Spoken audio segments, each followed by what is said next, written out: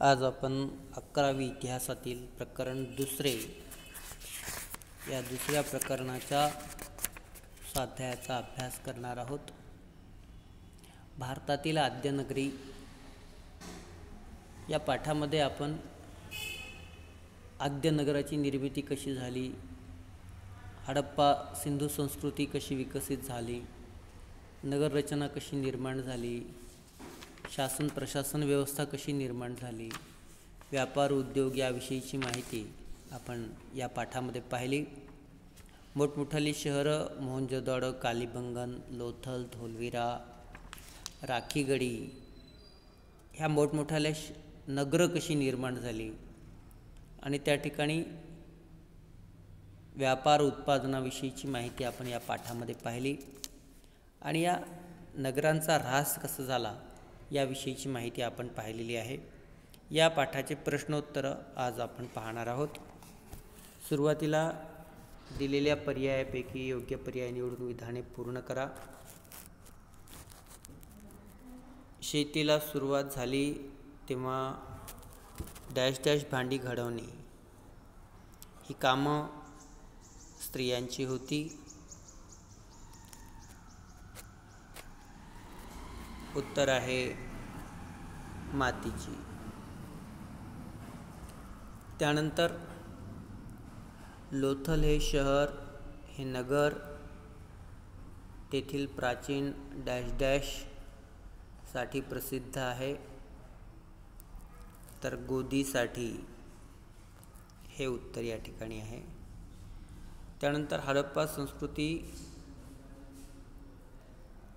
हडप्पा संस्कृतीचा dash dash या संस्कृतीशी जवळचा संबंध आहे।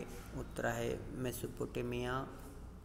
आणि चौथं, इजिप्तमधील राजघराण्यातील व्यक्तींना डॅश डॅश कापडामध्ये गुंडाळल्या जायचं, तर त्याचं उत्तर आहे निळ्या कापडामध्ये गुंडाळल्या जायचं। याचं एकदा व्यवस्थित आपण अंडरलाईन करूयात। मातीची,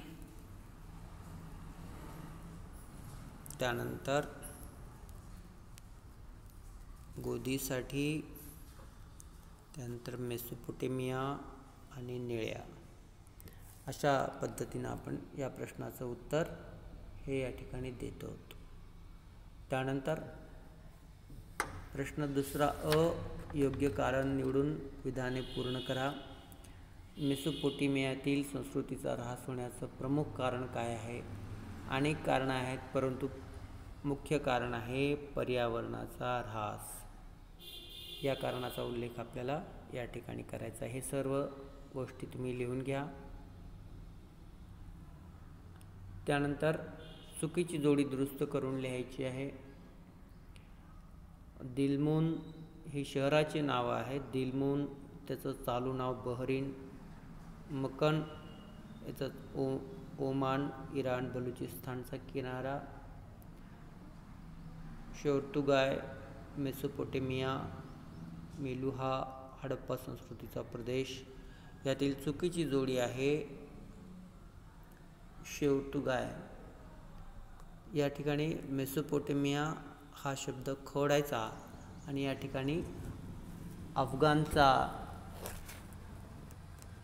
दक्षिण प्रांत, अफगाण बदक्षान प्रांत असा उल्लेख या ठिकाणी करायचा आहे आणि खाली उत्तर लिहायचं आहे। अशा पद्धतीनं उत्तर पूर्ण करायचं। त्यानंतर प्रश्न क्रमांक तिसरा, विधाने सकारण स्पष्ट करा। यामध्ये पहिलं विधान आहे, उत्खननामध्ये सापडलेल्या अवशेष हडप्पा, मोहनजोदडो, कालीबंगन, लोथल, धोलविरा, राखीगड संस्कृतीच्या गतविभागाचे साक्ष देतात। कारण ही सर्व नगरं हडप्पा संस्कृतीची आहेत। या संस्कृतीमध्ये आपल्याला एक नागरी संस्कृतीचा तिथे पाहायला मिळते। या ठिकाणच्या लोकांची घरं ही पक्क्या विटांनी बांधलेली आहेत, रस्ते पक्के आहेत, मजबूत आहेत, तटबंदी आहे प्रत्येक शहराला, त्यामुळे ते आदर्श नगर रचनेचं एक चांगलं उदाहरण आहे। हे संस्कृतीच्या गतवैभवाची साक्ष देतात.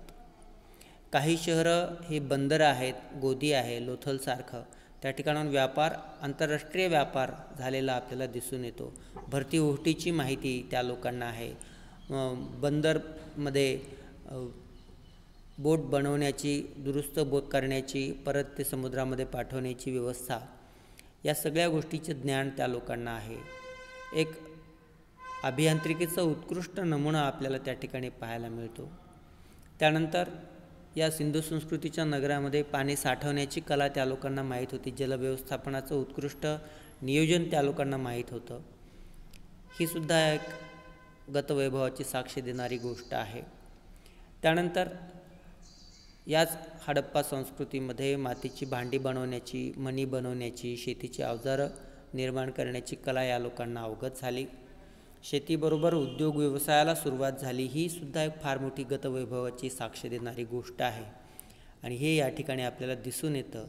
अशा पद्धतीनं हडप्पा संस्कृतीमध्ये, उत्खननामध्ये जे अवशेष सापडले त्या ठिकाणी गतवैभवाची साक्ष देणाऱ्या अनेक गोष्टी आपल्याला पाहायला मिळतात.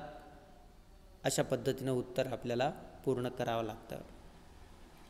आता यातीलच दुसरा आहे सकारण स्पष्ट करामध्ये दुसरं विधान आहे. लाजवर्दी दगडांना हडप्पा संस्कृतीमध्ये अत्यंत महत्त्वाचं स्थान आहे. याचं उत्तर आपण असं लिहू शकतो की अफगाणिस्तानमधल्या बदक्षण प्रांतामध्ये शोर्तुगाय या हडप्पा संस्कृतीच्या वसाहतीमध्ये लाजवर्दी नावाचा दगडाचा खाणी आहेत. लाजवर्दी नावाचा जो दगड आहे तो दगड आहे निळ्या रंगाचा आणि त्या दगडाला मोठी मागणी होती. त्या दगडापासून वेगवेगळ्या वस्तू निर्माण केल्या जायच्या आणि त्या निळ्याशार दगडामुळं एक वेगळंच रिचनेस आपल्याला पाहायला मिळते. त्या ठिकाणचा एक राजा जो होता त्या राजाच्या वाड्यातल्या भिंती लाजवर्दी दगडांनी सुशोभित केलेल्या आपल्याला पाहायला मिळतात. हा दगड अत्यंत मौल्यवान होता. या दगडाचं महत्त्व अतिशय महत्त्वपूर्ण होतं आणि अनेक वस्तू या दगडापासून तयार केल्यामुळं हा दगड या संस्कृतीचं एक अतिशय महत्त्वपूर्ण अंग होतं असं आपण म्हणू शकतो. त्यामुळं लाजवर्दी दगडांना हडप्पा संस्कृतीच्या व्यापारामध्ये अत्यंत महत्त्व होतं. त्यानंतर तिसरा पॉईंट, हडप्पा संस्कृतीचा ऱ्हास झाला. याचं कारण असं आहे, अनेक वेगवेगळ्या लोकांची वेगवेगळी मतं आहेत. मेसोपोटेमियाशी असलेला हडप्पा संस्कृतीचा एक संदर्भ आपल्याला देता येतो. मेसोपोटेमियाची आर्थिक संपन्नता कमी होत गेली. त्याचा परिणाम हडप्पा संस्कृतीशी झालेला आपल्याला दिसून येतो. सततच्या लढाया, आर्यांची आक्रमणं आणि त्यामुळं सिंधू संस्कृतीतल्या लोकांचं स्थलांतर हे सुद्धा हडप्पा संस्कृतीच्या ऱ्हासाचं एक कारण आहे. त्यानंतर खारवट झालेली जमीन, सततच्या पीक घेतल्यामुळं जमिनीचं रूपांतर जे खारवटमध्ये झालं होतं, उत्पादन क्षमता कमी व्हायला लागली आणि गरजा पूर्ण होत नसल्यामुळं त्या ठिकाणी उपासमार व्हायला लागली. अशा पद्धतीचं एक कारण आपल्याला म्हणता येऊ शकतं. त्यानंतर नद्यांचं जी पात्र आहेत त्या पात्रांमध्ये पात्र बदलणे हा एक जो प्रकार आहे, एक पूर, महापूर, भूकंप यामुळं सुद्धा, कारण अनेक पात्रांच्या खोऱ्यामध्ये सिंधू संस्कृतीच्या अवशेषाचा उल्लेख सापडलेला आहे. त्यामुळं त्या ठिकाणी नदी बदलणारं, पात्र बदलणारं असल्यामुळं या संस्कृतीचा नाश झाला. अशा वेगवेगळ्या कारणांचा उल्लेख आपण या ठिकाणी करू शकतो. अशा रीतीनं ही कारणं देत आपण उत्तर पूर्ण करायचं. पुढचा प्रश्न आहे, तुमचं मत नोंदवा. त्यामध्ये हडप्पा संस्कृतीतील नगरे व गाव वसाहती यांच्यात परस्पर संबंध होता.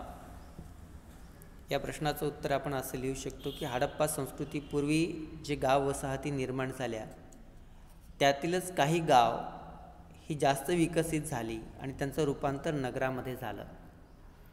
ज्या नगराचा सर्वसमावेशक पद्धतीनं विकास झाला ती नगरं ही मोठ्या प्रमाणात लोकांच्या गरजा भागवू लागल्यामुळं अनेक स्थलांतर नागरी भागामध्ये झालं. काही गावं ही जशाला तशीच होती, सर्वच गावांचं नागरीमध्ये रूपांतर झालं नाही, परंतु काही गावांचं रूपांतर हे नगरवस्तीमध्ये झालं आणि ती मोठमोठाली शहरं प्रसिद्धीला आपल्याला पाहायला मिळतात. ग्रामीण भागातल्या लोकांचं गरजा ग्रामीण भागामध्ये पूर्ण होत होत्या, त्याच्यावरतीच शहरी भागावरचा गरजा पण पूर्ण होत होत्या. त्यामुळं ग्रामीण आणि शहरी भागाचं एकमेकांवरचं परस्परावलंबन आपल्याला पाहायला मिळतं. अन्नधान्याच्या गरजा ग्रामीण भागातून पूर्ण व्हायच्या. अशा पद्धतीनं नागरी आणि ग्रामीण यांचं परस्परावलंबन आपल्याला या ठिकाणी पाहायला मिळतं. नागरी भागामध्ये व्यापारी उत्पादनासाठी लागणारी चिकण माती, मणी तयार करण्यासाठी दगडं, याचा कच्चा माल मिळण्यासाठी नगरांना गावागावावरती अवलंबून राहावं लागायचं. एक प्रकारचा उद्योग व्यवसाय देखील सुरू झालेला असल्यामुळं गाव आणि शहर याच्यामध्ये परस्परावलंबन आपल्याला पाहायला मिळतं. त्यानंतर मातीची भांडी तयार करण्याचं कार्य देखील आपल्याला या ठिकाणी पाहायला मिळतं. मूल्यवान वस्तू, दागिने, कापड याचे देखील उत्पादनं शहरी भागामध्ये व्हायच्या. अशा पद्धतीनं गावांना शहरावर आणि शहरांना गावांवरती परस्पर अवलंबून राहावं लागत होतं, हे आपल्याला या ठिकाणी सांगता येतं. त्यानंतर पुढचा प्रश्न आहे, हडप्पा संस्कृतीत नगरामध्ये सुसंघटित प्रशासन यंत्रणा असावी. या प्रश्नाचं उत्तर देखील आपण देऊ शकतो की होय, हडप्पा संस्कृतीमध्ये एक सुसंघटित प्रशासन यंत्रणा ही त्या ठिकाणी अस्तित्वात होती. कारण ही संस्कृती नागरी संस्कृती आहे, शहरी संस्कृती आहे. त्यामुळे या ठिकाणी सुसंघटित प्रशासन यंत्रणा असल्याचे पुरावे आपल्याला सापडतात. कारण त्या काळाची जी नगर रचना होती, काटकोनामध्ये छेदणारे रस्ते, मोठे मोठे रस्ते, मुख्य रस्ता इतर रस्त्यांना काटकोनामध्ये छेदायचा आणि अशा पद्धतीनं एक सुव्यवस्थित नगररचना, पाण्याची सोय, सांडपाण्याची सोय, पाण्याचा निचरा होण्याची सोय, या सगळ्या गोष्टी त्या ठिकाणी आपल्याला दिसतात. हे उत्कृष्ट नगररचनेचाच एक भाग आहे आणि हे याच्यासाठी प्रशासकीय यंत्रणा त्या ठिकाणी अस्तित्वात असावी असं पुरावे आपल्याला सापडतात. दैनंदिन व्यवहारासाठी दिवाबत्तीची सोय याच्यासाठी प्रशासन त्या ठिकाणी होतं. त्याचबरोबर वस्तूची आयात निर्यात करण्यासाठी, त्या वस्तूवरती नियंत्रण ठेवण्यासाठी एक व्यवस्थापन समिती असावी असं देखील आपल्याला या ठिकाणी दिसतं. त्याचबरोबर नगराची रचना ही कशा पद्धतीनं होती हे देखील आपण या ठिकाणी पाहिलं. नगरं ही तटबंदीनी बांधलेली होती, संरक्षणाच्या दृष्टीनं महत्त्वाची होती. विटांचा वापर त्या ठिकाणी केलेला होता. पक्क्या विटांचा आकार त्या ठिकाणी आपल्याला पाहायला मिळतो. वजन मापाचा सुद्धा उल्लेख आपल्याला त्या ठिकाणी पाहायला मिळतो. अशा पद्धतीनं प्रशासकीय यंत्रणेमार्फत त्याच्यावरती देखरेख ठेवून याच्यामध्ये काटेकोरपणे पाहायला जायचं. प्रशासन यंत्रणेची सर्व सूत्र धर्मप्रमुखांच्या हातामध्ये होती आणि अशा पद्धतीनं त्या ठिकाणचं समाज जीवन, धार्मिक जीवन या सर्व यंत्रणेवरती प्रशासकीय यंत्रणा लक्ष देऊन कारभार पाहत होती, हे असं आपल्याला या ठिकाणी पाहायला मिळतं. अशा रीतीनं हडप्पा संस्कृतीमध्ये सुसंघटित प्रशासन यंत्रणा असावी असं आपल्याला जाणवतं. त्यानंतर पुढचा मोठा प्रश्न आहे, हडप्पा संस्कृतीमधील नगरांची वैशिष्ट्ये. हडप्पा संस्कृतीमध्ये नगरांची वैशिष्ट्ये आपल्याला सांगता येतील. या ठिकाणी जे मुद्दे दिलेत, नगररचना, समाजव्यवस्था, शासन व्यवस्था आणि आर्थिक व्यवस्था, या मुद्द्यांच्या आधारे आपण हे प्रश्न आपण या ठिकाणी सोडवणार आहोत. सुरुवातीला नगररचना. हडप्पा संस्कृतीमधली नगररचना अतिशय वैशिष्ट्यपूर्ण होती.